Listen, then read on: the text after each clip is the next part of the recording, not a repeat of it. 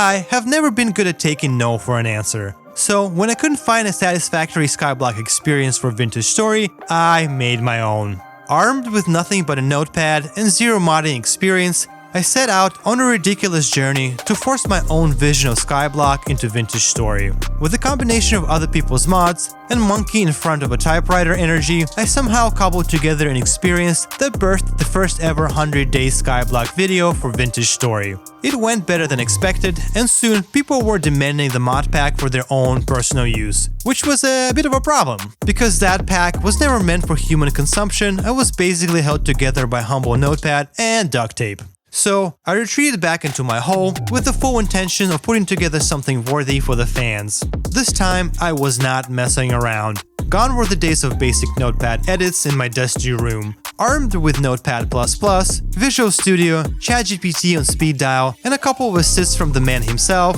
I went in. I created custom loot tables for the rifters, I reworked the panning tables, I cobbled together an entire cast of custom merchants, and after many more handcrafted tweaks, I bundled the complementary mods together to glue the whole experience. Finally, I tested everything ad nauseum over and over again. And once it all felt balanced, and mostly bug-free, I did a full 100-day playthrough to make sure the whole thing actually worked from start to finish. This one is not for the faint of heart though. Nothing comes easy in this version of SkyBlock. Consequently, this one is basically impossible on hardcore. To make it more of a challenge, I'm giving myself only 9 lives to complete it. Sounds like a lot? I dare you to try it yourself. And lucky for you, now you can. The link for the mod pack is in the description. But not before you watch your favorite Vintage Stories YouTuber bang his head against his own vile creation in his own personal hell called SkyBlock Redux Challenge.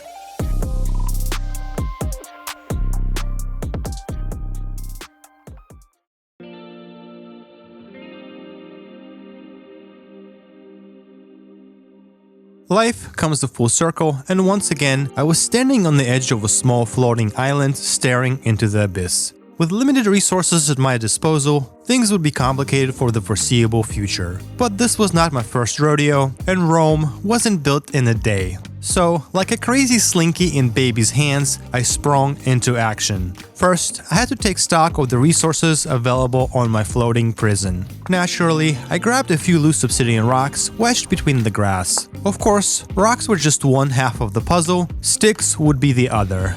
Unfortunately, the tall pine growing in the middle was a bit too tall, and the branchy leaves were out of reach. I tried grabbing a block of soil, only to lose it to the void. The second one successfully made it into my inventory, and I boosted myself to reach a branchy block, which coughed up a stick. I slapped the obsidian rock on the ground, and nabbed my first tool head, which I crafted into an obsidian knife. With the knife in hand, I went to town on the grass covering the island. Once the island got a haircut, I started grabbing the indigo mushrooms that peppered the ground.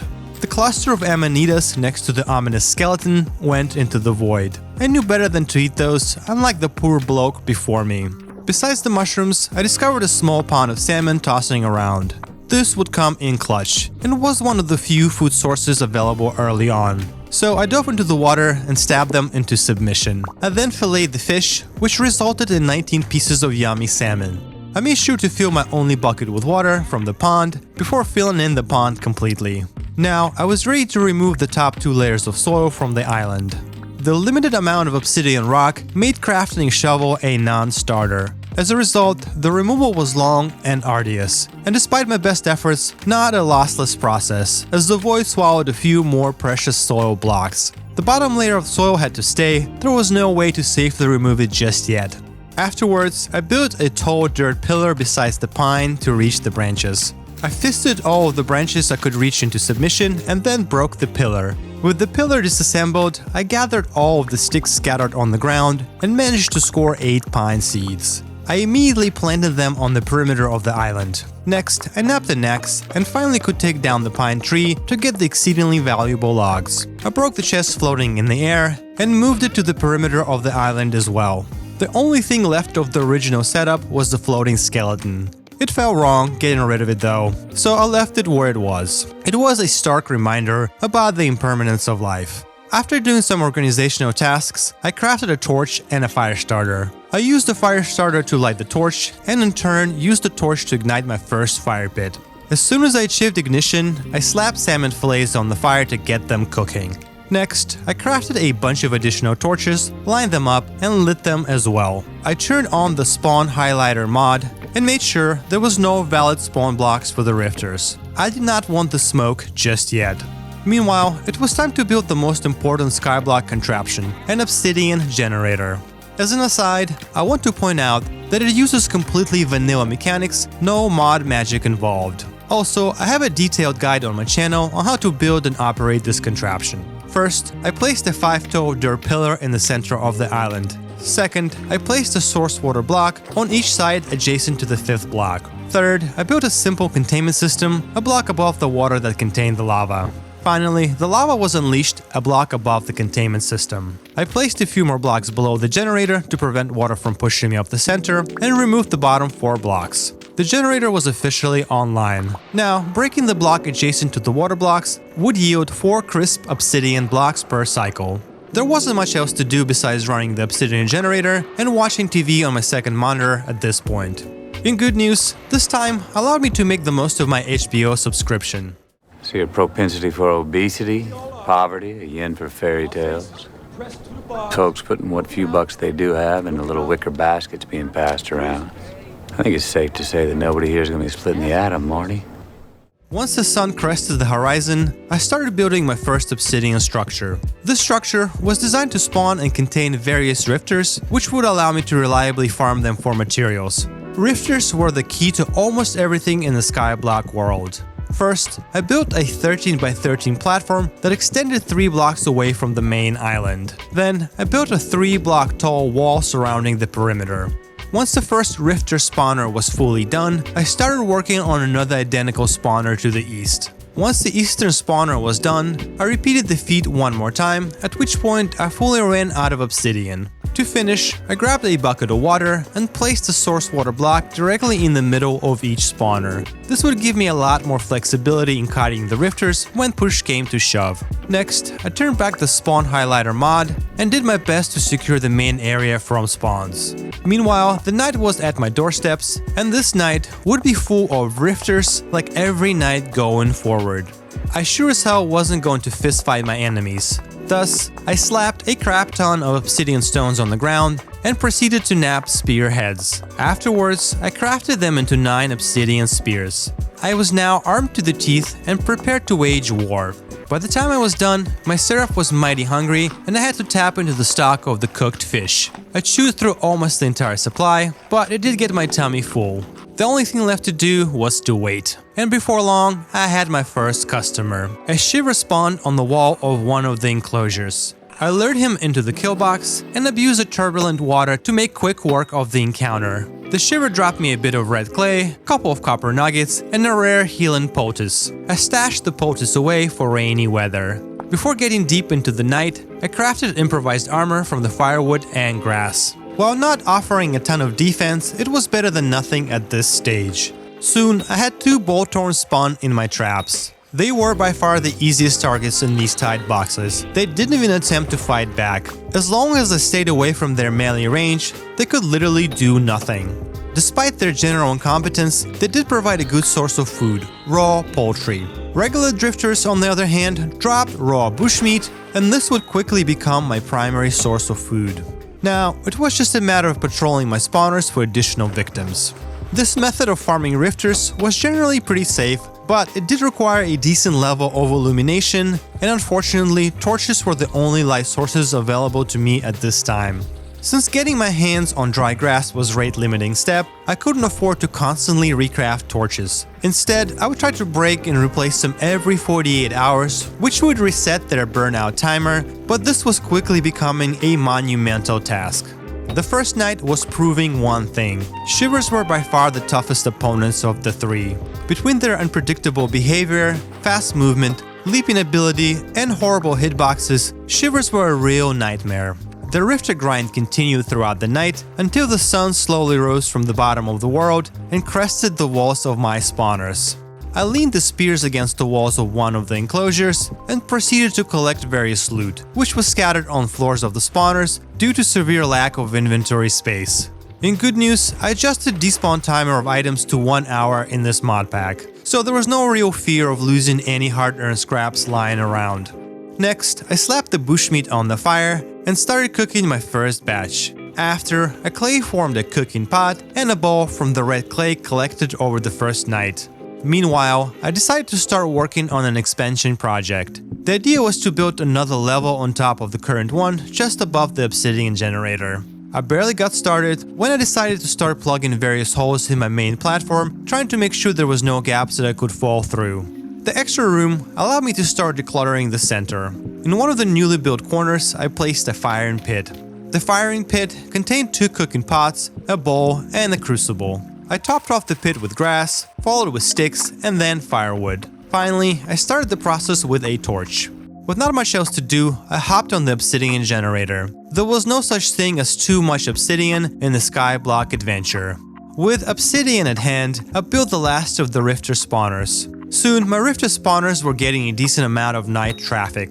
The looting was supplying me with copper nuggets, clay, flax fibers, food, and occasional healing items, and rusty gears. However, I would have no use for rusty gears for the foreseeable future. Food was the only non-negotiable in this equation. A night's worth of food was barely enough to get me through the day. Around this time, I had my first rare drop. It was a piece of clothing, the black miner gloves. This was 1 in 200 chance to drop from tier 0 rifters. There were other surprises built into various loot tables. Some were rare, some were basically impossible.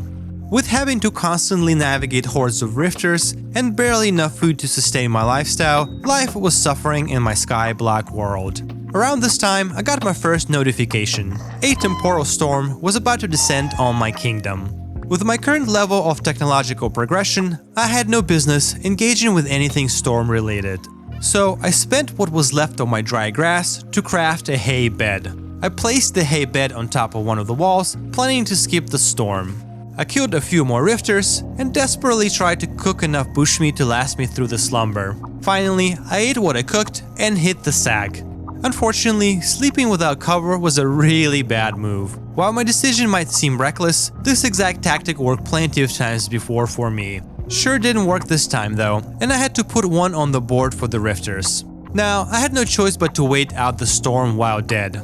The storm passed and I hit the respawn button, but maybe a little too early. I got immediately cornered by a tier 4 Shiver and a tier 4 Drifter. Either one of those would absolutely one-shot me at this point. An epic battle ensued.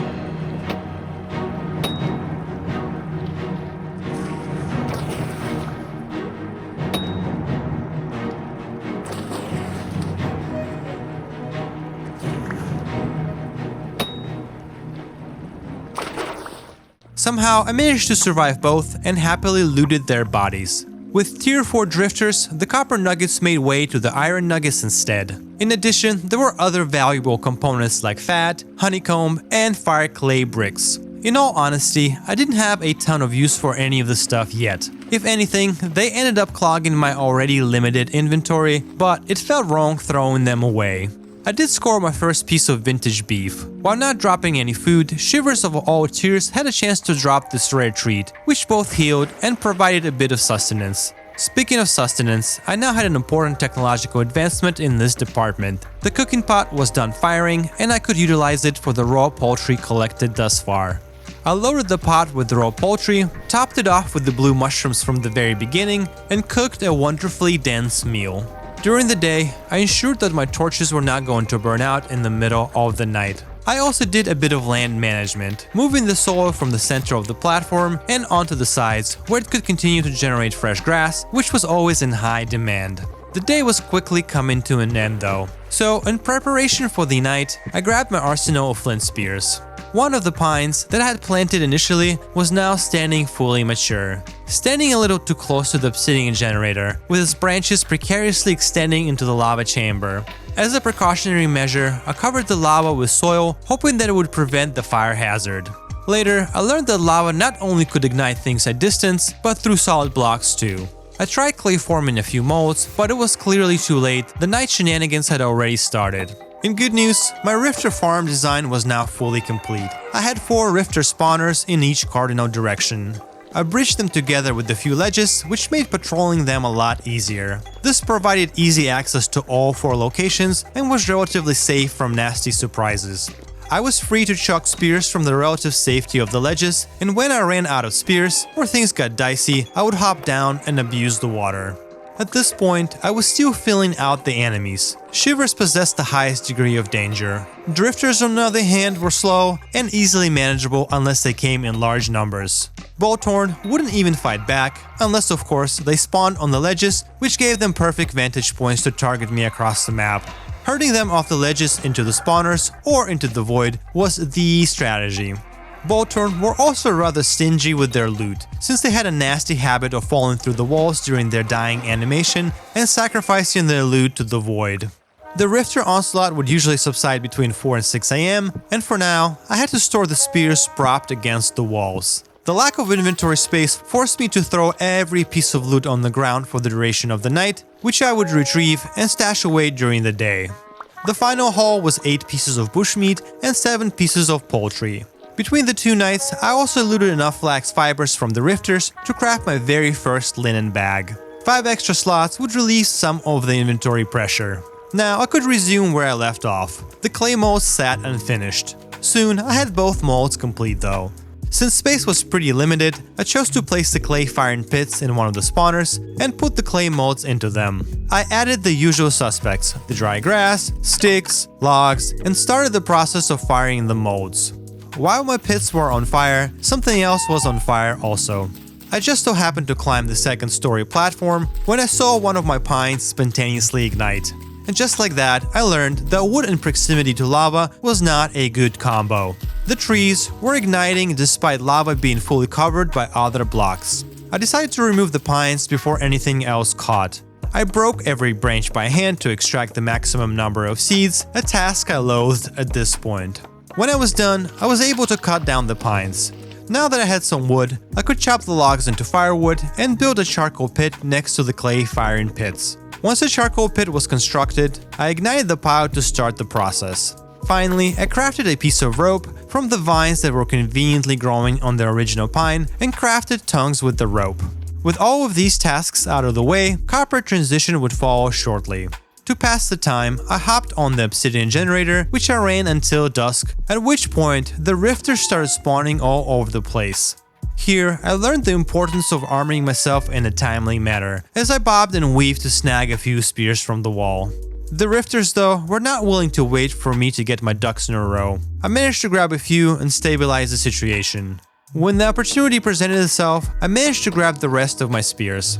Unfortunately, the damage was done, and my health sat below half. To play it safe, I decided to burn a few poultices slowly accumulated from the shivers. Meanwhile, the environment was also fighting against me as it started to drizzle. This meant I had to start hastily covering up various infrastructure. I covered up the clay firing pits first, then I covered the cooking pit, which was cranking out cooked bushmeat to keep me ahead of the satiety meter. And finally, the biggest offenders of them all. Various torches scattered around the base, which provided basic visibility, were starting to go out due to rain. This threatened to plunge me into uncontrolled darkness. Hastily, I started covering the torches with soil and reigniting them when I had bandwidth, mostly between waves of rifters. Eventually, I stabilized the situation and continued farming the absolute shit out of the rifters, with the action stopping around 5 AM. My haul was about 20 pieces of bushmeat on the fire. Next, I grabbed the finished tool molds out of the pits and placed them in the corner. Meanwhile, the interplay of my tree placement and the proximity of the obsidian generator once again proved to be trouble. 2 new pines sprouted and immediately caught fire. I quickly chopped them down to save what was left. Following, I grabbed the charcoal from the charcoal pit and smelted my first set of bronze tools. This was a timely acquisition. My supply of obsidian stone was running out, but with a pickaxe at my disposal, I could easily get more by breaking obsidian blocks. And there was no shortage of obsidian blocks around. For the rest of the day, I worked on the second floor platform, trying to expand my real estate. In the end, I had some big regrets about how I handled this expansion. These additions would be a source of a lot of future issues. By the time the dusk was setting, I jumped down and busted a few obsidian blocks into stones. I napped a new arsenal of obsidian spears with the said stones. A set of spears would only really last me through the night at most, but until now, I could not afford to nap more.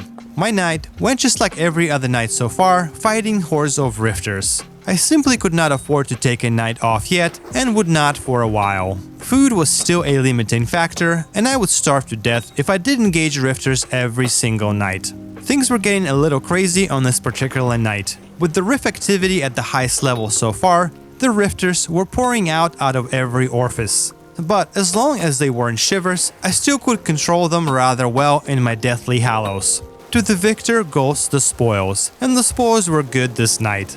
By the time I was done looting, I could craft yet another linen bag, and I had 32 pieces of raw bushmeat alone. Soon, another storm rolled into town, and I was not about to make the same mistake twice. So I moved the bed into a corner and entombed myself to sleep through the storm. By the time the storm subsided, it rolled me straight into another night. Armed with obsidian spears, I was prepared to endure another stretch of fighting lower tier drifters. I was sustaining periodic damage, mostly from shivers, but shivers also dropped enough healing poultices to keep myself mostly topped off. Eventually though, this night proved that it was entirely possible to get overwhelmed. Around 1:30 AM, things got pretty hairy. I sprinted to my bed with hopes of skipping the remainder of the night, and not seeing any drifters in the immediate vicinity, I committed a cardinal sin of sleeping without first entombing myself, for which I once again paid the stupid tax. Oh well, you know what they say. It's about how hard you can get hit and keep moving forward. How much you can take and keep moving forward. That's how winning is done. I picked up my body, killed all the remaining stragglers, and looted their bodies. And thus, it was the start of another day. I climbed up the second story and started working on the base extension for real this time. I built an obsidian octagon in a similar fashion from my first skyblock with an obsidian lip. Shortly, the platform was finished and ready for operations. One of the more precious resources in a skyblock map was fertile soil. Trying to recover as much of it as possible was always an ongoing operation. On this day, I decided to replace the soil, hastily placed for anti-rain measures, with obsidian blocks. For the inner torches, I removed the soil cover entirely. The new base extension was now protecting them from rain. For the outer torches, I replaced the soil with obsidian blocks naturally. I also removed all soil blocks that were on my original square. Of course, I couldn't remove the soil blocks covering the floor without losing them to the void, but eventually I had a plan for them as well. I spent the rest of the day moving things around and decluttering the main platform. Things felt a lot more organized by the time I was done. Next, I started napping more obsidian spears. I was cycling through them at a rapid rate, but once again, I was caught off guard and empty-handed, and the rifters were not willing to wait. Thus, I had to barricade myself once again and nap the heads in a confined space. Once I had the heads, I sprinted to grab the sticks from the stick pile, then sprinted to lose a horde of enemies chasing me into an empty corner.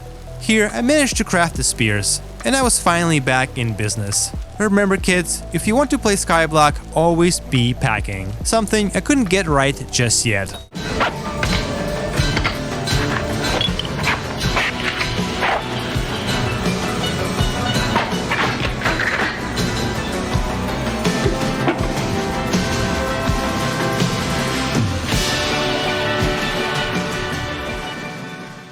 The night went about as expected, with me churning through various rifters and getting the loot. The volume of rifters was actually rather low, and I even managed to squeeze a few tasks in, like crafting another linen bag.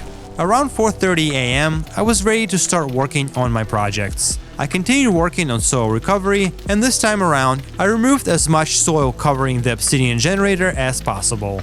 I wasn't going to be planting trees on the ground level anymore, and even if I did, clearly the soil containment was not doing its job, as was evident by multiple fire emergencies.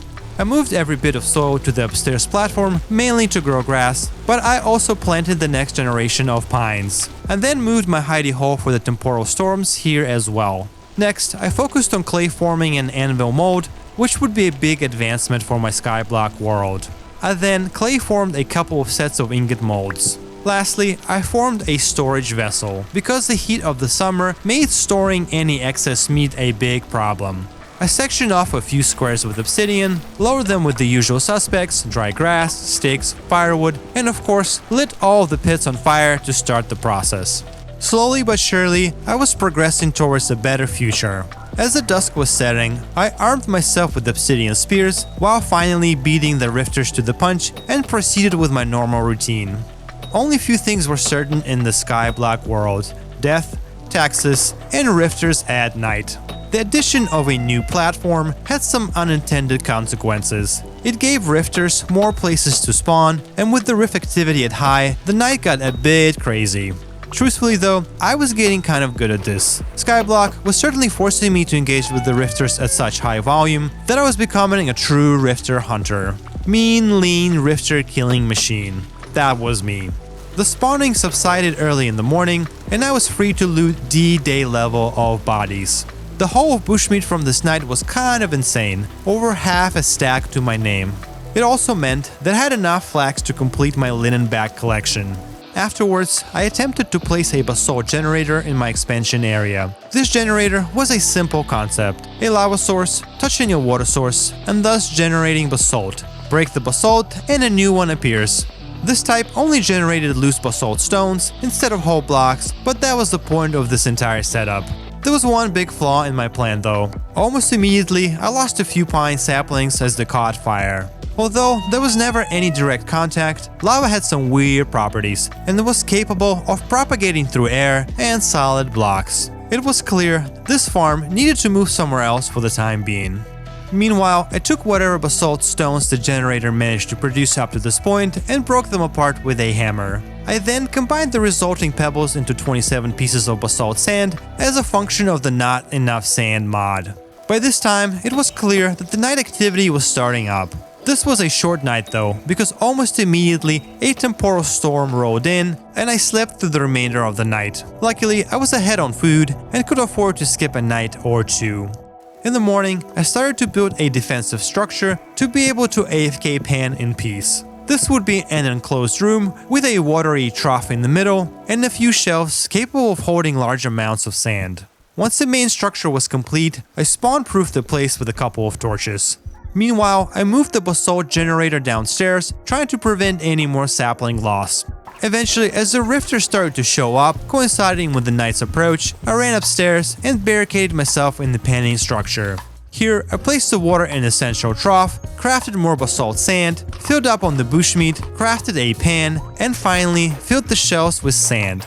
And now, I was ready to pan to my heart's desire. Panning was a technological leap, generating a lot of important resources, including zinc and bismuth, which were required constituents of a bismuth bronze alloy.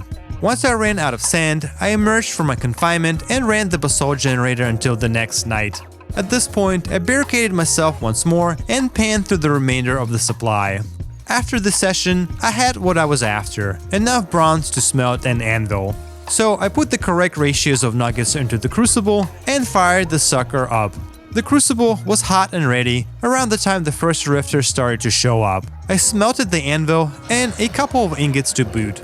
Meanwhile, I checked on my pine saplings and learned a peculiar fact in the process. The 10-block increase in height was enough to stop the grass propagation completely. All soil blocks stood completely barren. So I removed all of the soil, leaving the pines floating in the air.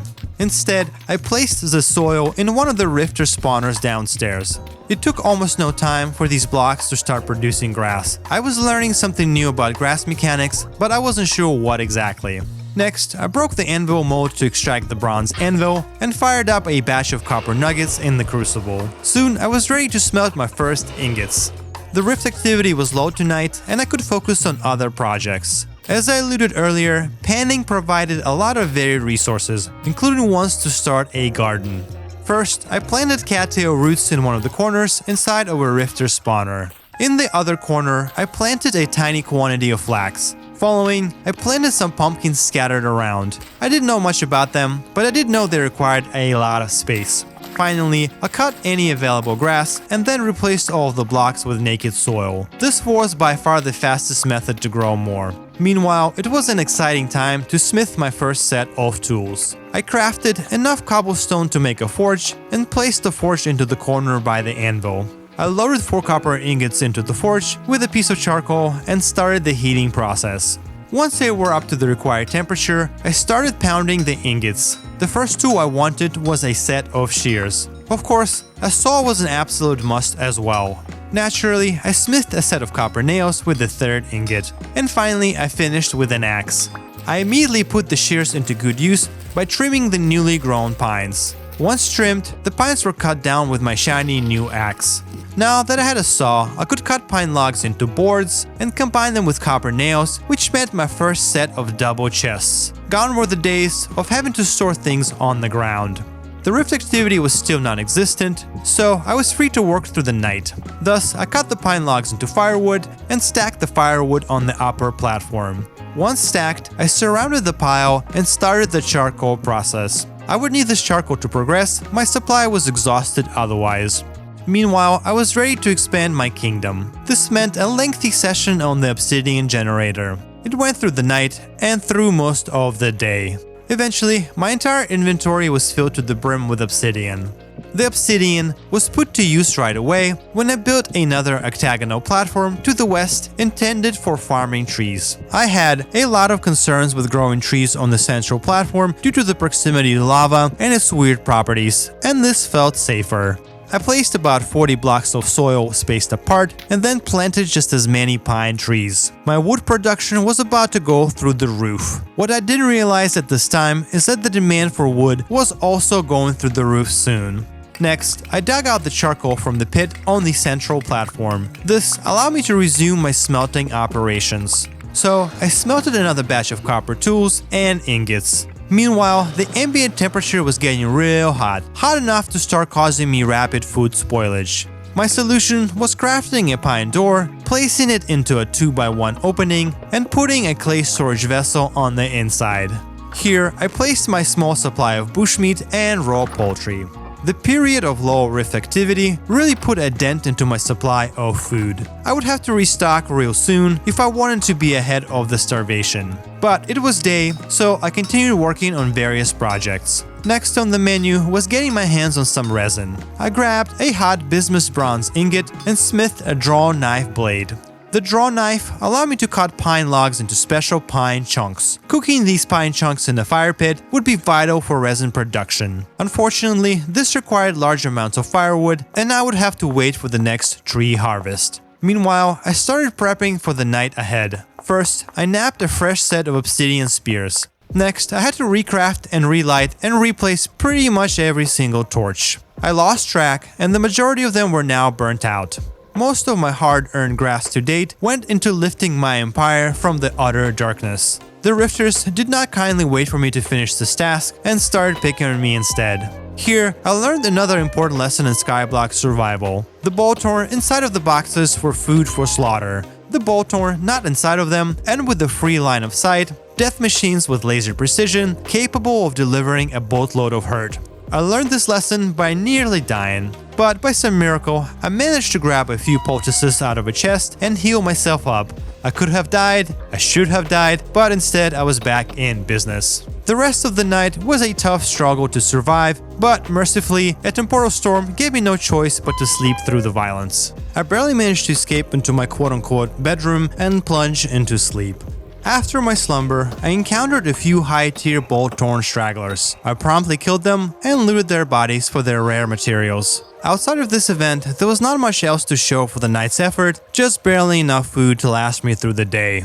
The project of the day was to make a hopper. So I plunged into a smithing session until I had 3 copper plates ready to go. Along the way, I kept smelting. More bars, more tools, rinse and repeat. The process never stopped. Meanwhile, I looked into my garden and saw fully grown cattails staring happily back at me. So I cut off the tops and let them regrow. The pumpkins were doing their thing, but no actual pumpkins on the vines yet.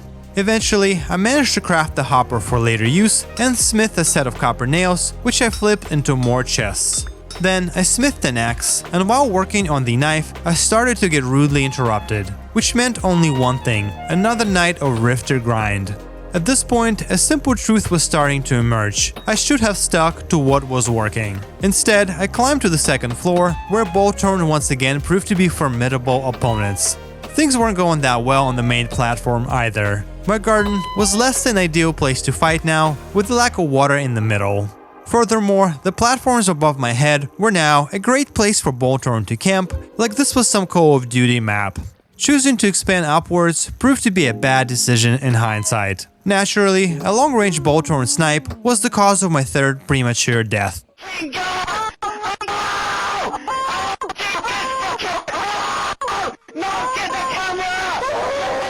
When I picked up my body, I attempted to disperse the offending parties into the void, but they were now willing to go without a fight. There was one bright spot. After the cattail harvest and several rounds of panning, I now could combine cattails and horsetails to craft a large batch of healing poultices. This kept me afloat in the new, much more challenging nightly conditions. In good news, the amount of storage I now had allowed me to easily store anything and everything. Finally, I put the hopper to good use by modifying my basalt generator so the loose stones were automatically collected. Meanwhile, I climbed the obsidian generator and replaced even more soil with obsidian. It was worth the effort to get the valuable soil back. The additional soil went into my garden to generate grass. Next, I committed to a long session on the basalt generator. This was a frustrating experience because the production rate was awfully slow. The default vanilla hopper proved to be entirely unreliable for this task, and the process was far from lossless, with large amounts of basalt stone magically disappearing in the process. My later testing showed that the loss was upwards of 50%, but I didn't know this at this time. After the session, I crafted another big batch of torches, spending most of my dry grass. The idea was to spread them around the second floor, trying to prevent the Bolthorn firing squads perched upstairs. Seeing all the valid spawn blocks after this task made it obvious that this was a fool's errand. Annoyed at the game, I armed myself for the next night, and around 7:30 PM had my first customer. This night was going well, at least for a while. The Bolthorn left me largely alone, and everything else felt routine. That is, until the rift activity jumped to very high, and eventually I got overwhelmed. I was desperate to live though, so I decided to tap into my supply of vintage beef, but got slapped by a horde of drifters before I could recover it. Death number 4. At this rate, 9 lives weren't going to last me much longer. This was a rough night, and eventually I killed my last shiver around 5 AM with the last few obsidian spears. All others were now broken. Naturally, I immediately rearmed by napping a new arsenal. Meanwhile, my tree farm was paying dividends, so I started shearing the pines for the next batch of seeds. To make this process easier, I built a ramp going up and then bisecting the farm in half. This allowed me much easier access to the tall branches containing all of the leaves. Eventually, once I had enough seeds, I cut the pines down. Next, a brief intermission followed when I slept through a temporal storm. Upon completion of the storm, I found my first pumpkin in the garden and promptly collected it. Luckily, the rift activity switched to calm, which meant I could spend the night creating rather than destroying. Destroying the rifters, that is. Instead, I crafted 4 more fire pits, stacked them full of firewood, and started cooking the pine chunks in the lengthy resin process. This would consume the majority of my wood supply. It took a lot of firewood. The rest of the night was spent on the basalt generator. The only breaks I took was to refeed the hungry fire pits, cooking through the pine chunks for the resin. This went on until the rift weather suddenly turned sour, and things got instantly crazy, with rifters pouring out of every orifice. Luckily, this was closer to the end of the night, and I only needed to briefly survive until the daylight stopped this nonsense. After looting all of the bodies, I resumed running the generator and refeeding the fires. This continued through the day, with hella rifts swirling in the distance, promising a crazy night. Not wanting the smoke, I chose the quitter's route and went to bed around 7 PM. Since I went to bed so early, sleeping only really got me through half of the night. Not really feeling like fighting, I waited the rest of the night in my den. After emerging with the sunlight, my pine pitch bars were finally cooked, and it only took the entire supply of pine logs. Now, I could use a bit of charcoal, lots of clay, and pine pitch bars to craft pitch pots. These pots needed to further cook on the fire, taking even more precious firewood. Lucky for me, the rest of the pines were ready for logging. This meant I could nab a ton of obsidian axes and go to town on the pines. After every single pine was cut down, I replanted the next batch. The pine logs were immediately flipped to power the pitch pots. Once the pitch pots were done cooking, I set them down and broke them to extract the resin. Certainly a lot of effort to produce, but it was a necessary step. Next, I did a bit of gardening. I collected the cattails and then shaved off the fresh grass. The flax was still far away, and pumpkins were honestly not worth the effort, but there was nothing else to plant. Meanwhile, another night started and went generally uneventful. The spawns were pretty manageable, with no nasty surprises, and I even had time to feed the pitch pots cooking on the fire. In the morning, I had a respectable amount of bushmeat to cook. The next big project was to establish a passive panning operation. But first, I needed room for the infrastructure. This meant building another similar platform to the one I was using for the trees. Next, I burned through several hammers worth of durability, breaking apart the loose stones into pebbles from the basalt generator and crafting them into sand. Meanwhile, another batch of pitch pots netted me even more resin. Now, I could start designing the passive farm.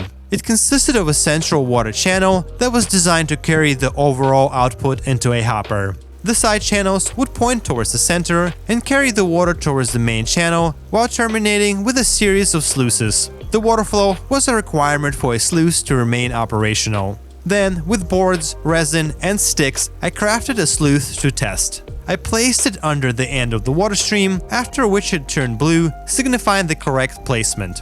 A hopper was required to feed the sluice with sand, which disappeared magically into the sluice.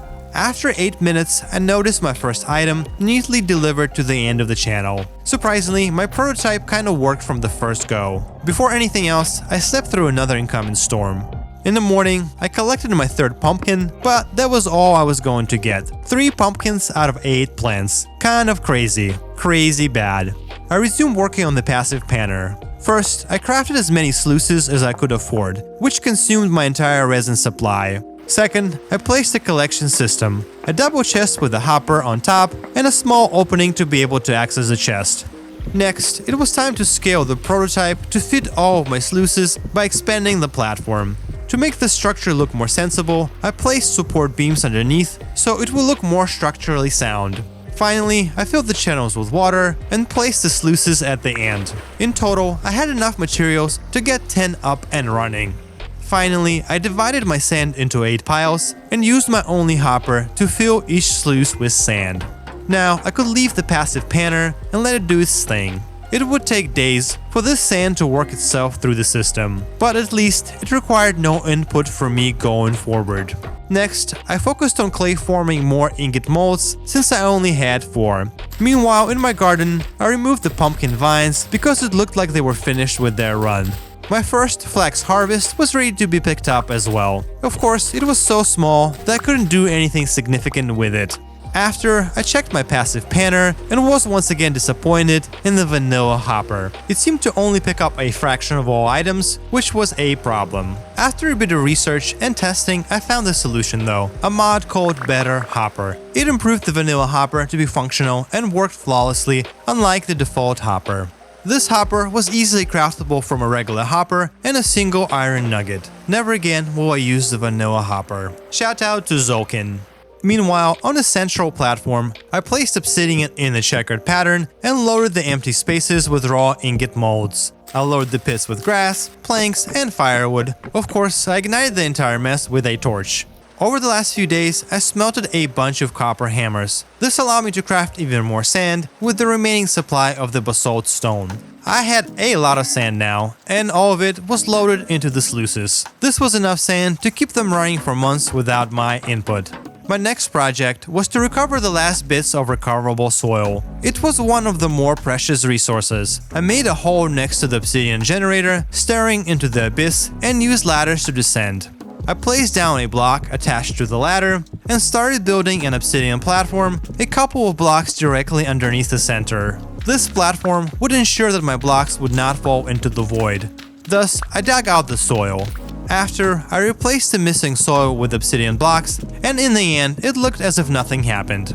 The soil went into expanding my garden. My massive panner was producing cattail roots as a byproduct, so I planted more. It was also producing flax seeds, and I would check the output periodically to plant more flax. Meanwhile, I compromised another rift spawner to place down the remaining soil. It was mostly meant to grow grass, which was being rapidly consumed to replace burnt-out torches. Nevertheless, I threw some pumpkin seeds in the center, thinking maybe it would produce better results. Spoiler alert, it didn't. Despite me complaining about the pumpkins, I did have to resort to eating them. Skipping the nights put me into a hole in terms of food. So I cut open 3 pumpkins and was surprised to find out that it was barely enough with 6 servings. With a tiny amount of satiety per serving, it wasn't even going to last me a day. Meanwhile, the night was in full swing and I was having big issues. Once again, the second floor was proving to be a bad addition. I was being targeted from the darkness. I couldn't see shit, and what I couldn't see, I couldn't dodge. I climbed to the second floor to see if I could clear out the snipers, but got sniped instead. With a sliver of health, I stuffed myself into the bedroom and committed the cardinal sin yet again. I hit the sack without entombing myself first. A drifter came by and interrupted my slumber. I managed to push him away with a spear, and somehow I managed to run out in the open, grab some logs from a nearby chest, run back inside, and barricade myself without dying. The fact that I didn't die in this instance was a freaking miracle. In the morning, I found the offending party and introduced him to the void. Meanwhile, I grabbed the finished ingot molds and transported them downstairs. I placed them down by the anvil. Next, I smelted a batch of copper and started working on a few more copper plates. I desperately needed at least one more hopper, since the one I crafted earlier was working overtime in my passive panner. Once I smithed enough plates, I crafted a hopper and of course immediately converted it into the better hopper variant. This hopper will go back into the basalt generator, which I redesigned slightly in the process. The idea behind it was to make it safe to operate in the worst possible conditions, through the high rifter activity and the temporal storms. This required building an enclosure to hide during the operation. Here, I had a brilliant idea of constructing the enclosure from wood. What could go wrong with that? While the concept was solid and worked brilliantly, the execution was a lot to be desired, and soon the enclosure was on fire.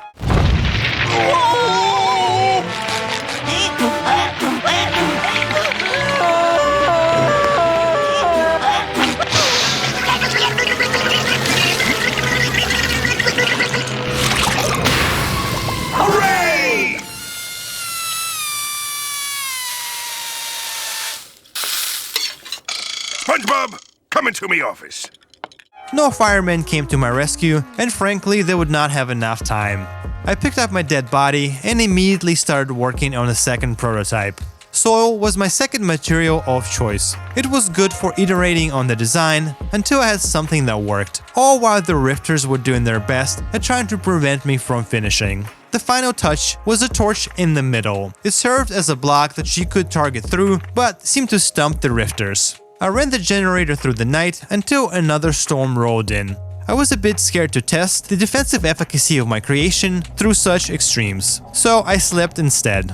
After the slumber, a new set of pines was standing tall in the distance. Meanwhile, I got my second rare drop of the playthrough, this time around from my passive panning array, new drip to equip.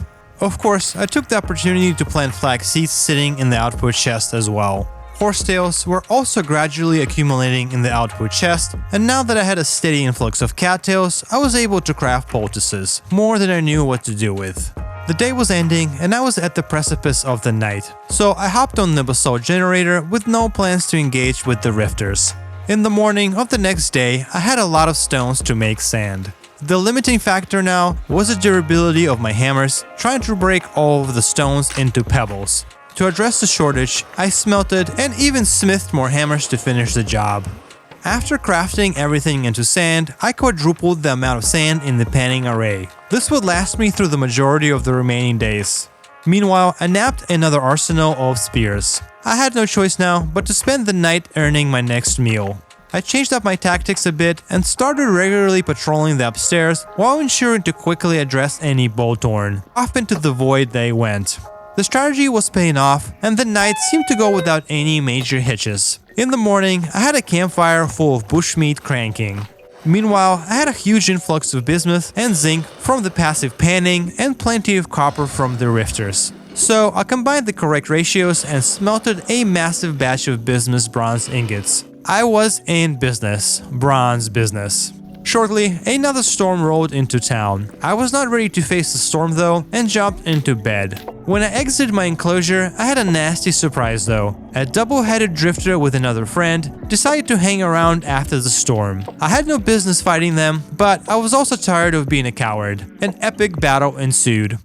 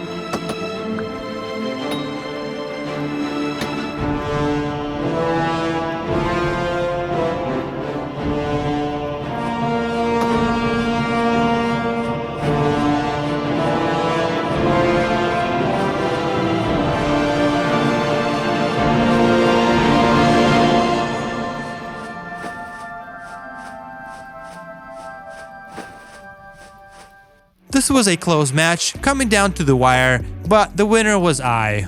The double-headed drifter dropped me a temporal gear, a highly coveted trinket in the world of SkyBlock. Temporal gears would eventually enable merchants in my world, but I would need at least 2 more, not speaking of other materials.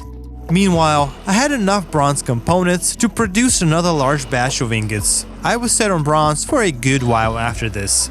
Time is a flat circle. Thus, I jumped on the obsidian generator, something I had not done in a while. I spent a long session generating the precious building material. I was going to put the obsidian to immediate use by building yet another expansion platform on the 2nd floor. Next, I was ready to put my bronze to good use. I smithed a set of bronze shears and smithed a bunch of axes. Of course, I was going to address the pines with these tools. With the walkway infrastructure in place, shearing was a trivial task, and I quickly gathered enough seeds for the next batch. What comes up must come down, and so did the pines, after which I planted yet another batch. I had immediate plans for the wood. A new charcoal pit was in order. All of this smelting put a massive dent into my supply. However, before I could finish, I had to immerse myself into another night. This night though, didn't go particularly smoothly. I had a few close calls once again.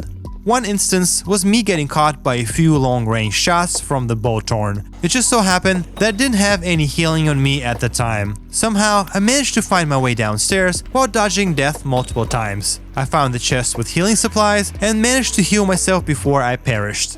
Another close call was me fighting with the awkward shiver hitboxes. Sometimes they were freaking impossible to hit. The only thing keeping me afloat was the massive amount of healing available to me through the poultices. Once the night was over, I resumed where I had left off with the charcoal. This was the biggest charcoal pit to date, and the result was going to last me a good while. The arms race continued, and I had to rearm myself with obsidian spears. I would be graduating from obsidian spears to bronze soon enough though. I would also be graduating from living under the stars to an actual house. This required new building tools. I made a chisel, a wrench, and a pantograph. I finished the session with another copper plate.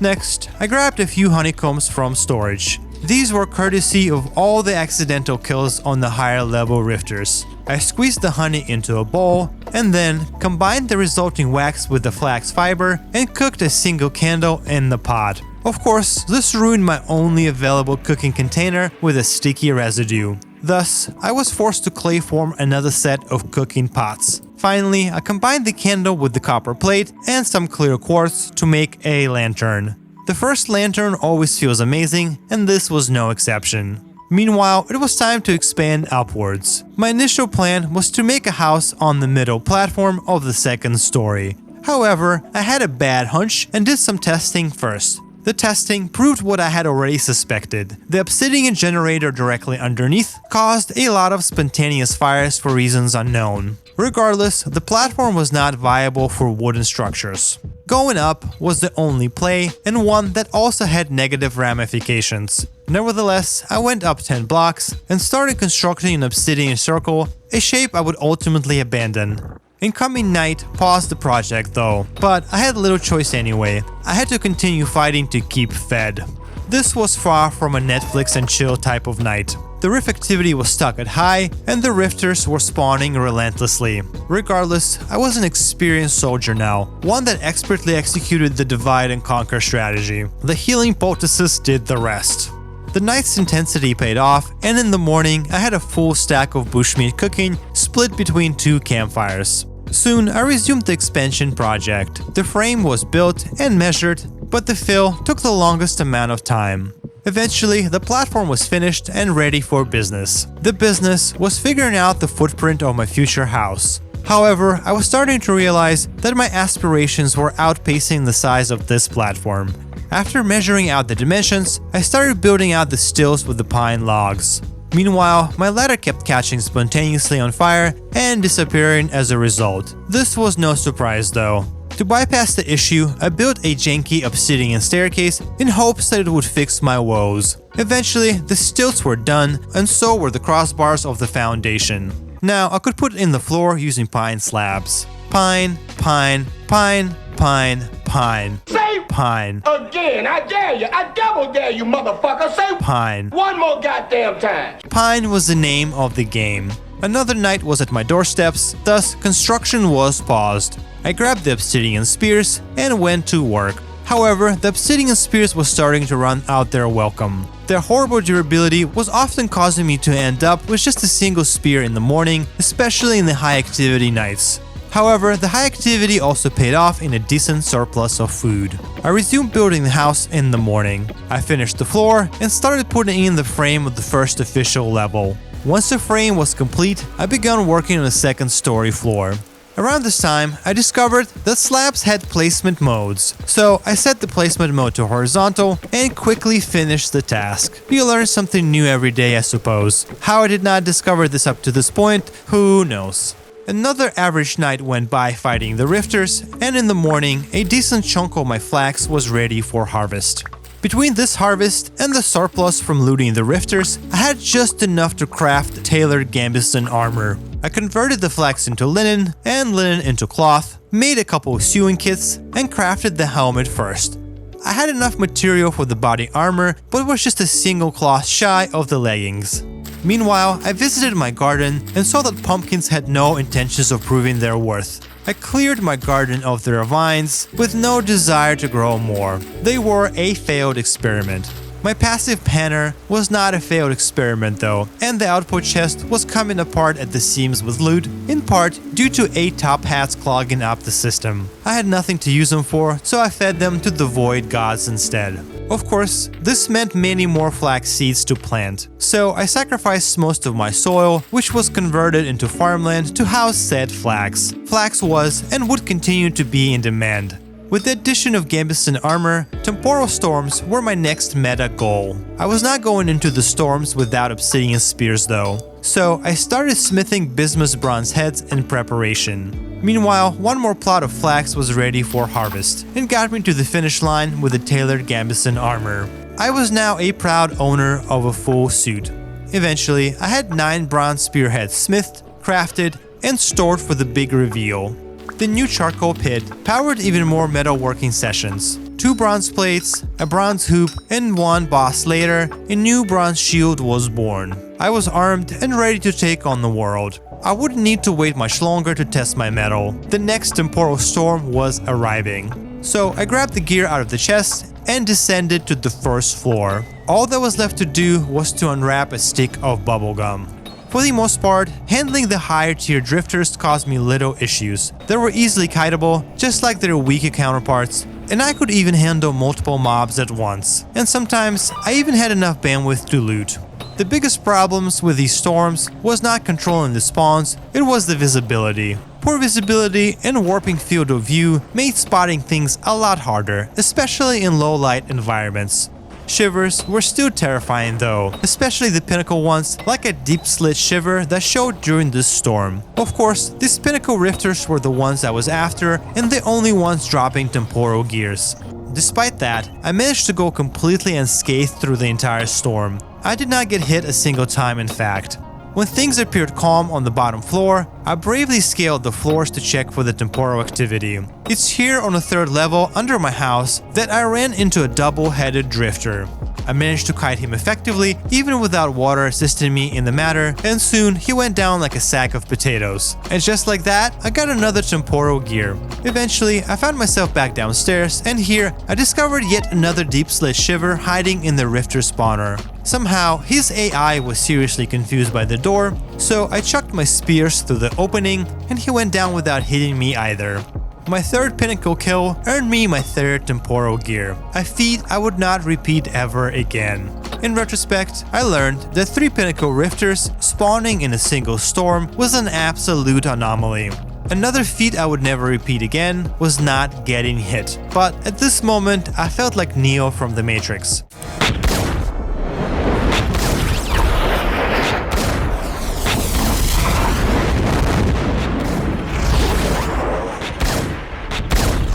Boy, was I wrong about that one. After the storm, I finally had 3 temporal gears required for a welcoming mat, the tech that would enable trader summoning. Of course, that was just the start of things necessary to craft these. Iron plates were one of the other components. This required iron ingots, thus I needed to craft bloomeries. Raw fire clay bricks could be acquired from higher tier drifters, but they still needed to be cooked to perfection in a pit. Meanwhile, I sacrificed some linen to craft a real bed and placed it on the deck of the house. Going forward, I was going to sleep through most of the rift activity because there was no real reason to ever engage with lower tier drifters now that I was capable of farming temporal storms. With the addition of the bed, the house had officially become my permanent residence, so I decided to move all my other stuff from the bottom and into the house. This was the official move-in date, despite the house being largely unfinished. Once everything was moved, there was only one thing left: finish the damn thing. There wasn't much left to do, and I started working on the roof. However, I was soon rudely interrupted by another temporal storm. After all, their frequency was set to the highest possible amount in this world. The double-headed drifter showed up almost right away and immediately broke my streak of not being hit. Soon, I was forced to retreat from the onslaught and managed to escape into my garden. The double-headed drifter followed, and a garden brawl ensued. Unfortunately, the garden proved to be a horrible place to fight. The drifters were getting stuck in the water blocks while still being able to hit me, there was less room to kite the mobs, and the lack of defensive water stream made this location a poor choice to fight. One thing was clear: waiting for the gambits in armor was a good decision after all. A bad decision was choosing to engage with a temporal storm late at night. The visibility at night, combined with warping visuals, made combat especially tough during this storm. This night proved one thing: I was in fact invincible. Once the storm was over, the onslaught of rifters did not stop, so once again I ran upstairs to solve it with an early bedtime. During the day, I put my first bloomery together, loaded it with iron, then coal, and started cooking my first iron blooms of the game. Then, I smithed a couple of copper irons. They were required for the welcoming mats too. Another thing required were the bismuth bronze hoops. Outside of crafting the actual mats, I would also need storage containers as part of the requirement to summon the traders. Making good old chests was the fastest way to get there. Thus, I smithed a bunch of nails and crafted 8 chests to satisfy the requirement. In the evening, the bloomery was finished. So I grabbed the blooms and processed them into ingots. 4 of the ingots were flipped into 2 iron plates right away. Another ingot was made into a set of nails. Last ingot, I naturally forged into a blackguard sword to deal with those pesky Lobi rifters. I now had all of the components required for the mats, including 6 temporal gears, which was good enough to craft 2 of these. For now, I placed the mats in my house, each with its own bed, and with the chest stocked with food. Eventually, I would have these trading stations in their own individual buildings, largely because of the minimum distance they had to be apart from each other as per their requirement. So I wouldn't be able to place a lot of them in my house, even if I wanted to. Now, all I had to do was wait for 3 days. I resumed working on the roof, which was made out of, drumroll, pine. Pine wood was the only game in town. Naturally, I ran out of pine before finishing this project. Luckily, I had another batch of pines standing tall, ready to be harvested. First, I trimmed the leaves to get a good amount of seeds. Then, I logged the tree platform clean. When I was done, it was time to engage with another storm. This time around, the deep slit shiver spawned on top level again, but my godlike hiding skills prevailed. Despite a clean victory over the Pinnacle Rifter, the rest of the storm went a lot less smooth. Fighting in the garden once again proved to be perilous, and only skillful disengagements, aka running away like a pussy, and copious amounts of bandages kept me in the game. After the storm, I crafted a couple of bloomeries and started cooking clear quartz, which I got from panning. Glass was the goal. Meanwhile, all of the sections of the roof were done. Following, I smelted a batch of lead ingots, also gotten from panning. Next, I jumped on the basalt generator. This time around, I wasn't planning to craft sand. Instead, I was going to use loose stones to make cobblestone. Once the glass was done cooking, I combined it with lead ingots and wooden boards to make glass panes. Now I could truly finish the upper floor. The glass panes went into empty openings left for that purpose. Meanwhile, the cobblestone blocks went around the edge of the roof. Then I chiseled them a bit to create a dark cobblestone lip for extra contrast. With the top floor finished, I started placing glass panes into the windows of the first floor. Of course, I used my patented flower boxes on the outside windows, and together with the overhangs, it looked something like this. Meanwhile, my first SkyBlock visitor made an appearance. The welcoming mats worked as intended, and 2 traders were chilling in my house. One was a fishing enthusiast and only sold fish, not particularly practical at this stage of the progression. On the other hand, the exotic animal trader sold various animals, including the domestic varieties. Animal husbandry was certainly a goal of mine. I was hoping to score a couple of piglets, but he had none this time. So I ended up breaking the welcoming mats and immediately placing them back to start a new 3-day timer. Alternatively, I could have waited a day for them to despawn naturally, and they would have left me a few rusty gears as a bonus, but summoning the next set of traders as quickly as possible seemed more prudent in my situation. Meanwhile, I resumed working on the house. First, I built a pine fence on the deck. Then, I built out a staircase in front of the house. Finally, I could stop using the ladder to climb the deck. After placing a few bells and whistles on the deck, it looked pretty put together. It was time to start working on the decor, but not before facing another storm. This one proved how fast things can get out of control. It was going pretty routine for a while. I was maintaining good HP margins and controlling the spawns in a typical manner, that is, until a tier 4 shiver caught me slipping in the garden and delivered a series of devastating blows. Before I could blink an eye, 3 quick hits in a succession spelled death. When I attempted to recover my body, I got served another quick death by the same dude. It was time to regroup. I ran straight to my bed and skipped the rest of the storm. Dying was bad, but there was another emergent issue with getting hit constantly. The amount of damage I was sustaining during the storms was chewing through my Gambeson's durability. Luckily, I had a big batch of flax coming up for harvest, the biggest one yet. However, a large portion of the resulting linen was used to repair my Gambeson, and this would be an ongoing issue. Even worse, growing flax was becoming increasingly more difficult. Most of my farmland was potassium deficient now and could not sustain flax. I took stock of my situation by digging up every bit of soil and farmland. Then, I decided to do another flax grow on the second story because the garden on the first floor caused too many headaches when fighting. In retrospect, this was also a mistake. I placed the soil down, made sure it had water, and then I tilled it. Then, of course, I planted the much coveted flax. I placed the rest of the farmland down as well. The idea was to perhaps regenerate some nutrients, although this process was far too slow to matter in the end. Finally, I planted cattails because why not? Of course, I knew that grass wasn't going to grow on the second level, so as a result, I placed down what little soil I had left by the obsidian generator. With my grand gardening projects taken care of, I made the last push to finish the house.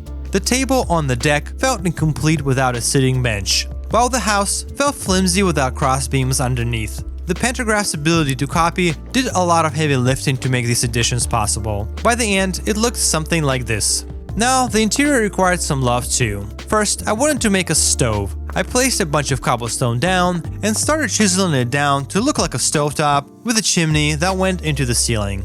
A few nonsensical cutouts later, it looked something like this. Meanwhile, a second wave of visitors graced my kingdom. Both of the traders ended up being stonecutters, but I wasn't willing to spend my hard-earned gears on otherwise decorative stone. So I cycled the welcoming mats and restarted the summoning process. I continued decorating after. In the corner of the house, I copied the table and shared designs from the deck. In another corner, I threw in some crates for good measure, then a few barrels. In the middle, I made a new table design with fences and pine logs. No table is complete without chairs, which was solved with the good old copy and paste. Finally, I used more fences at the ceiling for extra texture. In the end, the downstairs looked something like this. Not exactly a pinnacle of interior design, but for someone who engages in functional brutalism a lot, this was peak. Meanwhile, the brutalism of temporal storms had me looking to upgrade my bandages. For that, I needed a quern, and for a quern, I needed whole stone blocks. The easiest way to get them was yet another iteration of the basalt generator. This one leveraged the stone relieving mechanic to produce stone blocks. I didn't bother putting a lot of effort into it since I only needed a few. Once I had the blocks, I crafted the quern and started grinding the sulfur that I got from various high-level rifters. Then, I combined the sulfur with honey, added linen, and crafted much better poultices. They were coming in handy during the following storms. It was certainly a lot easier to get enough breathing room to apply 2 than standing still for eternity trying to apply 6 or 7.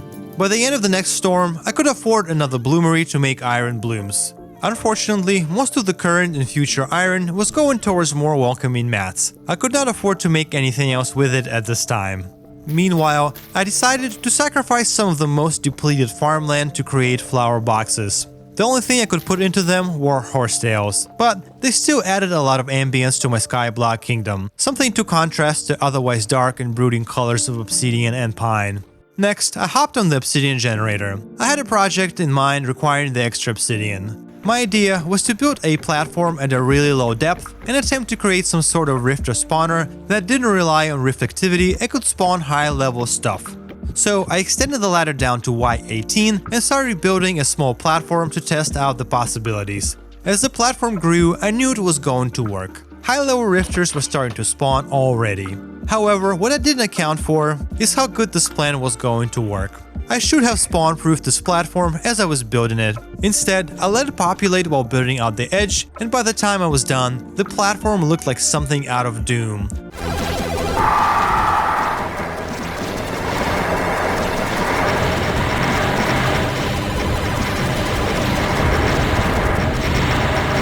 I barely escaped and realized that coming back here would be a really bad idea. At least I learned some lessons. Meanwhile, my house was also having some issues. The rifters were capable of opening the doors and barging in inside. Being fed up with them waltzing into my place, I finally secured the door with a padlock. Around this time, I had a crazy idea for the final aesthetic of my SkyBlock kingdom. I was inspired by the Borg cube from Star Trek. To finish my vision, I would need a lot more obsidian, like a lot more. So I would engage in a lot of obsidian farming from now on. I would only stop my machine to check on the traders, and this time around, I finally got an exotic animal trader selling a piglet. Unfortunately, it was only a single male, and one male does not a breeding pair make. The second trader was a botanist, and while not selling anything integral, I bought a bunch of flowers to add color and variety to my flower boxes. Next, I started making an outline of the obsidian cube, starting with the top section. Just drawing this outline took all of my obsidian. Now imagine filling it with obsidian fully. This should have set off some alarm bells in my mind regarding the feasibility of this idea, but hope dies last. So back to the obsidian generator it was. Now that I was running the machine through the night, I made an obsidian cage around it to prevent the rifters from messing with the process. Of course, I would still stop to engage with the storms, and the next one went smoothly until it ended. I tried climbing to the second floor when I realized that a tier 4 drifter was trying to climb down at the same time. There were clearly some collision issues, and I got stuck helplessly, unable to go up or down. Naturally, I got my head bashed in by the drifter. A dumb way to die, but sometimes that's just how the cookie crumbles. Meanwhile, I did have enough temporal gears and other materials to craft yet another welcoming mat. Next, I started filling out the frame of the upstairs platform with obsidian. Boring, long, and tedious process. But then again, nothing a second monitor with a TV show can't fix. As the platform expanded, I was having increasing issues with the rifter spawning. I attempted to spawn-proof it a bit. I squeezed all of my honeycomb into a bucket and cooked up 18 candles in 2 pots. Meanwhile, another set of traders popped in my house. One was a technologist useful for making Jonas tech. Unfortunately, I was nowhere near that point. While the other happened to be a farmer, and I snagged turnip seeds that he had for sale. Up to this point, I was still reliant on rifters for food, but the turnips were going to change that for good. On the other hand, my massive flax operation downstairs was in a precarious position. The temperatures were starting to hit negatives on a regular basis. I was hoping they weren't gonna go past -5 and ruin my flax yields. Meanwhile, I had to move my tree farm up to the top of the platform, now that the platform underneath was going to be covered. Soon, this would prove to be a bad idea. In preparation for crafting lanterns, I smelted a lot of copper ingots. There was certainly no shortage of copper in my life from months of farming low-tier rifters. While waiting for them to cool off, the obsidian generator called my name again. Another ultra-lengthy session followed. Meanwhile, I still kept engaging with every single storm. The next one didn't go so well. One thing I learned, things would go smoothly until they didn't. It was still mostly shivers that caused me massive issues, and this storm wasn't an exception. Tier 4 shivers were really freaking fast and hit really freaking hard. After the storm, I cooked a bunch of glass for the upcoming lanterns in the 4 bloomeries. Then, I started working on the last component of the lanterns, the plates. It would have been nice to have some health hammers for this purpose, but I wouldn't have the luxury for a while still. Smithing by hand was the name of the game. By the time I wrapped up, 3 more traders showed up. 2 fish traders and 1 stonecutter. Nothing I needed or was excited about. Finally, after all of this work, I combined the plates, glass, and the candles to craft a large batch of lanterns. I spread them around the platform next. The amount of light they provided was nowhere near enough to secure it, but it was still a rather large improvement. Meanwhile, my first harvest of turnips was already up for grabs. This fast-growing crop had finally solved the long-standing food puzzle. However, the winter temperatures were threatening my ability to continue growing. A greenhouse was now an absolute necessity.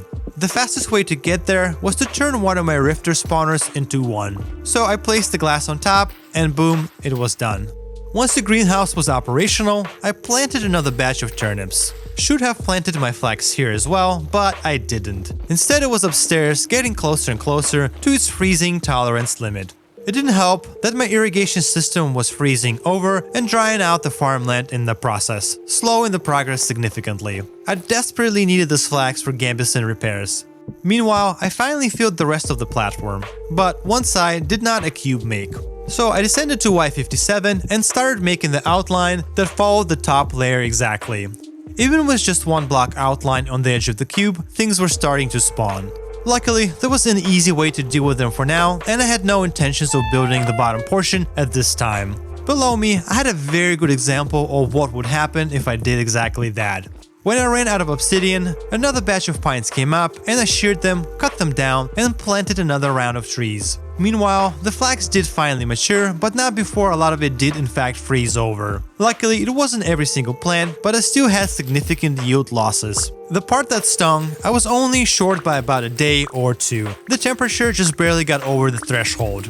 Regardless, I could now move the flax downstairs into the greenhouse. Between the lower elevation and additional warmth from the greenhouse, it looked like the greenhouse could grow through the winter no problem.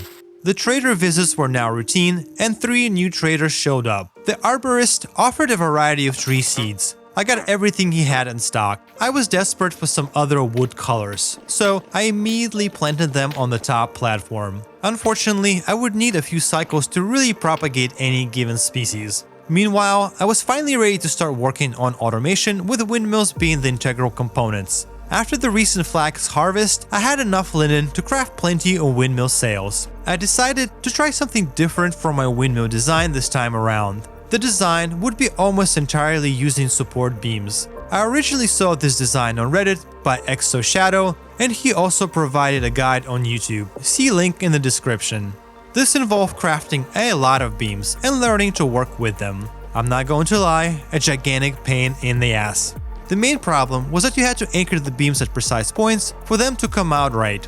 And sometimes, when the beams got crowded into a single corner, it was almost impossible to click on the exact spot, resulting in a misaligned beam. And to correct it, it often required the breakage of every single beam in a cluster and starting over. The design would be square at the bottom and slowly narrow all the way to the top. To make it look a bit more complex, I installed the cross beams in the shape of an X. The first level looked something like this. Of course, I still had to participate in every storm, fight the pinnacle rifters, and farm more temporal gears. Soon I had my fourth welcoming mat. On the bottom of the world, I started working on building the cube upwards with the idea to eventually connect with the top platform. At this point, I should have realized the impossibility of this idea in the time allotted. The amount of obsidian required was ridiculous. Nevertheless, I hopped on the generator for another long session. For the next 5 days, I did nothing but run the generator. In between, I checked on the next set of traders. I had 4 coming at once now, but still was struggling to get my hands on a female piglet. I had encountered several more exotic animal traders, but none of them wanted to stock the damn thing. Desperate, I decided to pivot into rabbit breeding instead, so I bought 1 male and 2 females. I made a little enclosure at the corner of my platform, put small troughs in, filled them with turnips, and released the rabbits to do their thing. Meanwhile, I wanted to finish at least 1 windmill so I could run the pulverizer. Thus, I continued working on the last level and also crafting some of the automation components necessary in preparation. I had a big issue though. The trees I planted on the 3rd platform refused to fully mature at this point. It was far too cold for them to germinate. It was bad news. Between the demands of making support beams, crafting windmill components, and trying to make more resin with extremely demanding wood burning process, I was really short on wood. I did manage to finish a single windmill though. Then I put in the rotor on the top floor, placed 4 sets of sails onto the rotor, placed a big gear to run the power downwards, and then ran the axle shaft all the way to the bottom. Meanwhile, I had a big problem with my rabbit breeding aspirations. The rifters, besides being able to open doors, also could open gates. I should have known better, but they clearly opened the doors to my rabbit enclosure and the rabbits were on the loose. Unfortunately, there was no recovery from this. The rabbits would rather sacrifice themselves to the void than to be captured again. Feeling sad, I finished decorating the windmill with a nice tail and started the construction of the pulverizer setup underneath. After tinkering with the setup for a while, I ended up with something like this. This took a lot of crafting and grinding and was a big technological achievement. To run the pulverizer though, I needed more basalt stones. This meant another long session on the basalt generator. Once I had the stones, I put them into the pulverizer to turn into pebbles. This part could have been done with hammers, but there was no point in wasting durability now. Meanwhile, I needed to address my shortage of wood. The plan was to build a platform at lower elevation where the temperature remained cozy all year round. This time, I learned my lesson. I collected every single lantern from the top floor and using the light level mod, ensured that I would have everything thoroughly spawn-proofed. Eventually, the platform was ready and I moved a bunch of farmland down here. Then, I planted the seeds and the saplings that now refuse to grow at higher elevation. Meanwhile, I refilled the pulverizer with pebbles from the output chest and left them to be pulverized into crushed basalt. Crushed basalt could be further refined into powdered basalt using a quern. I tried plugging the quern into the windmill's power, but the process was far too slow. So I employed the good old if you want something done, gotta do it yourself tactic. Now, I just needed loose stones of any kind. The easiest way to get loose stones was to line up the obsidian and to break it with a pickaxe. Together, basalt pebbles, crushed basalt, powdered basalt, and obsidian stones created barren soil. This was useful to grow grass, could be used for growing not nutrient-dependent things like trees, flowers, and bushes, and of course with some effort could be converted into more fertile soil down the line. The windmill setup was paying dividends and it looked pretty cool to boot. Meanwhile, during one of the temporal storms, I suffered yet another death. Of course, it just had to be a freaking shiver. This was my 9th life, and technically I failed the challenge. But this playthrough was ultimately just a test, and I let myself continue. On the bright side, moving flax into the greenhouse yielded good results, and a massive harvest of flax was waiting for me. I would plant more, but at this point, I was actually out of soil that had enough nutrients to properly grow flax. There were means to get more, but at this point, I had enough linen to fulfill my goal of a quad windmill setup with a little left over for armor repairs. Finally, I started working on the trader housing, an idea long in the making. I decided to line them up in the back of the platform, spaced enough to be able to meet the mat requirement for the minimum distance. They weren't going to be fancy, just simple tiny houses similar to the ones I did in my previous SkyBlock playthrough. I was rapidly running out of time for fancy at this point. Still, I wanted them to be a little cute. They included glass panes, acacia doors, and I even attempted acacia roofs, but soon realized that I had nowhere near the volume of wood required. Soon, I realized this would be a long-term project, so without actually finishing even a single one, I built temporary platforms for the time being. Then, I placed the beds, the mats, the chests, and made sure they were stocked with food. Meanwhile, I kept working to finish them up, and soon had 4 built. Of course, I kept grinding the storms, and had enough temporal gears for another mat. I could spawn 5 traders per cycle now. Meanwhile, I wanted to continue working on the roofs, but was completely out of pine wood. So I checked out my technically underground tree operation, and was ecstatic to see it popping off. I started cutting them down for that juicy wood when a freaking bell spawned despite the area being totally spawn proof. Bell in total isolation though wasn't that scary, and it also dropped temporal gears. So I helped myself to its loot after making sure to beat it into a rusty pulp.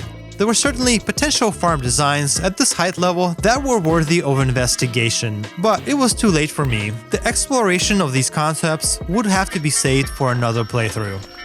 Now that I had wood, I could start working on the roofing project for the trader outposts. In the end, it looked something like this. The next part of the plan was to come back to my tree farm and to finish the job. But first, of course, I sheared them for seeds. My special focus now was on the new tree varieties. I made sure to shear every tree branch for every seed. Not every tree was born equal though, and it seemed that acacias and birches were the easiest ones to propagate. Meanwhile, another bell spawned. This time he was perched on a tree like some freaking bird. Naturally, I climbed up to beat his ass. Eventually, he dropped down, where I made sure he gave me his precious gear. Then, I finally cut the trees down, and it took a really long time, since this was a really robust operation now. Naturally, I replanted the seeds for the next batch. Now, with all the wood in the world, I continued working on the outposts. While building them one by one, the next batch of traders showed up and had a couple of exciting folks. The mason had some iron blocks for sale, which was another way to get my iron supply up. Naturally, I bought everything he had, along with some berry bushes. The exotic animal trader had a female piglet for sale, something I was after this entire time. I let the piglets loose in the rabbit enclosure. I then replaced the small troughs with large ones and filled them up to the brim with turnips. There were no gates or any sort of entrance to the pen this time around. I learned my lesson. Meanwhile, the extra gears from the bells allowed me to craft my 6th welcoming mat. This would be my last. I was mentally and physically done with the temporal storms and was going to skip all of them from now on. I was fully burnt out on fighting for the time being. Instead, I continued working on the outposts. I decided to build everything but the roofs first. I did have to skip placing the glass panes. My passive panner was long idle, and that was my only option to get glass at the moment. After I placed the doors, the bodies of the houses were done. I kept working on the roofs. One roof after another. Things were going a bit slow, and a lot of it had to do with the ambient temperature. It was getting really cold on my platform. The high elevation made for a tough environment. It didn't help that I never bothered to make anything warm. Periodically, I had to sprint into the house to warm by the stove. Regardless, perseverance is one of my stronger traits, and eventually I finished all of the outposts, minus the windows. Something else I needed to finish and required a lot of perseverance were the windmill towers. I had a pretty good flow now that I had experience building one fully. So I built the 2nd levels, then the 3rd levels, put in the tails in the back, and finally put in the mechanical components. The next set of traders showed up, but the only thing that I wanted to buy was a set of broken blackguard armor. One of the traders carried the chest. A pet project that I wanted to accomplish before the 100 days were up was to complete a blackguard set. This would require me to get a lot more iron and commit all of it to this task. So I started cooking all of my iron supplies in the bloomeries.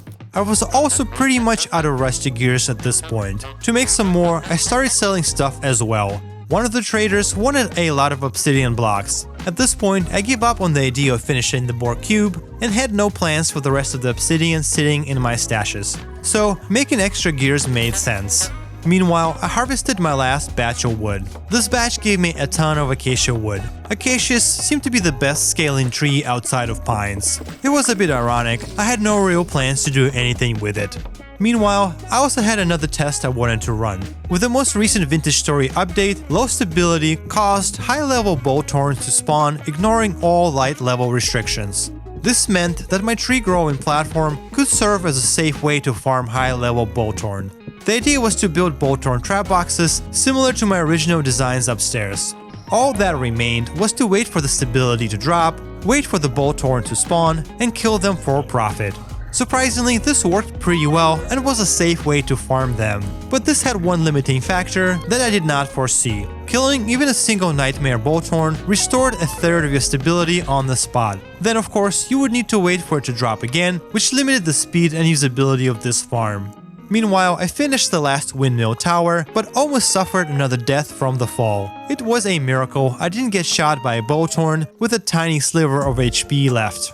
Regardless, I escaped into a trader's house and healed up. Next, I saw a convenient rift. I attempted to use the rift to drop my stability low really fast, but for some reason it was not spawning the high-level bolthorn I was desiring. I did not understand why, but also did not want to commit to figuring this one out. Following, I decided to move my passive panner to the main platform. There was no real reason for me to do it. I had no plans to actually run it. To be honest, it was mostly for aesthetic reasons and the final thumbnail. My piglets meanwhile were fully grown, and the female was almost ready to give birth. So I prepared for the next generation by placing troughs into the enclosure and stuffing them with flax grain, something I had absolute abundance of at this point. The piglets were born while I was trying to expand the pig area, and I had to finish this project with the adults trying to murder me in cold blood. The project, replacing cobblestone with soil, as it looked a lot better than cobblestone. The next set of traders brought with them another mason who happened to stock blackguard pants and also another supply of iron, and I desperately needed that to repair the set. I also had a visit from a glassblower, finally. It was a miracle, I had not seen him a single time up until now, but he supplied me with a lot of glass. Meanwhile, I started on the final vision for my SkyBlock kingdom. This was quite an insane idea. Not as cool as the Borg cube, but pretty original idea nonetheless. First, it involved covering the outer edge of the platform with blocks, then using a pantograph, copying the chisel design into all of them. Then came the crazy part. I grabbed a bucket and started spreading the water around the entire thing. This was an extremely tedious process, but by the end of it, the entire thing was covered in water. Unfortunately, an unforeseen circumstance arose and my water started freezing over even before I was done. It was quite annoying, not going to lie. The next part was to create a network of boardwalks connecting all of the relevant infrastructure and fencing it over. I made sure I had access to the passive panner, the trader outposts, and my piggy farm. Then I had to do a bit more chiseling to make sure water was flowing through the wooden grates on the edge of my platforms. I thought it would work by itself, but there was some weirdness between the pantograph chiseling and the water interactions. More traders came, and I eventually found the blackguard helmet and even more iron for the final project.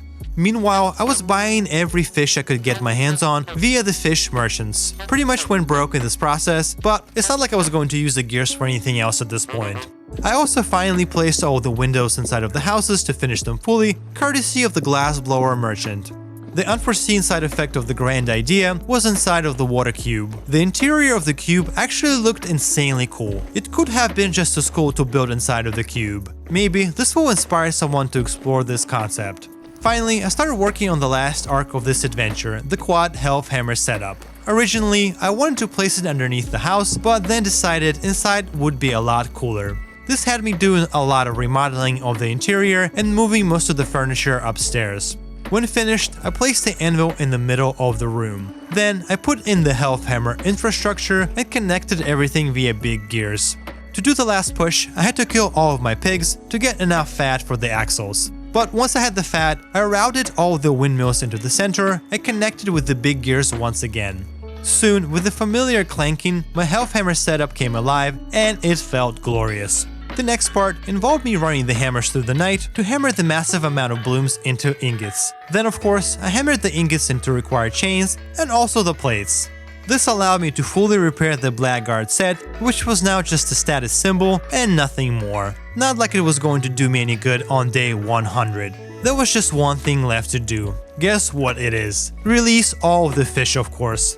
I ran around my watery sky kingdom and placed all of the saltwater fish in my freshwater pool. They didn't seem to mind though. So much for Vintage Stories realism. Also, I had some water lilies I scored from a botanist, and they also went into the pool to make things a bit more pretty.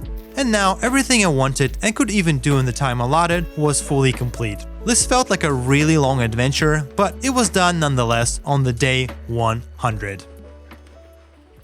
Hello friends. I'm honored you're still here. Hopefully you enjoyed this adventure. I spent a lot of sleepless nights working on this mod pack and this video. The mod is now available on the mod page, and if there's enough interest, I would love to keep developing it over the years, making it a more immersive and holistic experience true to the Vintage Stories ethos. You know, the whole uncompromising survival experience. So, if you want me to continue working on the SkyBlock experience, leave me a comment and download the mod. I will gladly take up the torch of the SkyBlock connoisseur. I'm officially opening my own Discord server as well, mostly so people can report bugs and leave me suggestions for the mod. But it will also be a place for the community to hang, if you want to, of course. The Discord info is in the description as well. As far as this playthrough, I certainly feel like I could have done a lot more in the 100-day span. I played pretty suboptimal in many ways, and without any game plan whatsoever. I did practice the early game though, which I tested about 1,000 times to ensure it was survivable at all. I suppose this is more in line with an average experience anyway. There are also probably a lot of tricks and automation that could be achieved with mob farms that I never experimented with. I would love to see other people attempting this mod pack, and I would also love to see someone attempt this on hardcore. Any aspiring YouTubers want to take me on this challenge? Regardless, this one is the last video for the year. Thank you for amazing 2025. Next year will be full of Vintage Story as well. I'm excited to make more content. I'm not tired of this at all. There will be more 100 days, more spicy essays, maybe a Vintage Voices episode or two, and hopefully my very own Vintage Story merchandise. So with that, I wish everyone happy holidays and an amazing 2026. You know the drill. If you're still here, I love you. And no amount of pushback is going to change that. And on that lovely note, Oscillascape is beaming out.